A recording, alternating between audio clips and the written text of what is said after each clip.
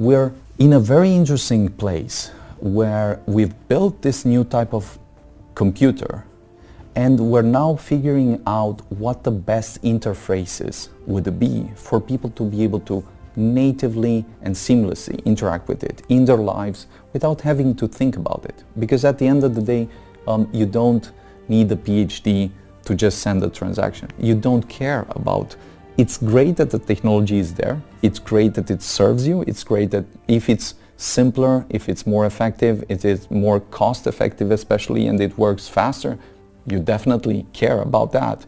But you don't care what type of technology it uses and so forth. You care, does it solve my problem? If I have that, then I can build on it. Then there can exist a market. And so coming to the product side, we thought a lot about 3 products, 3 directions within the ecosystem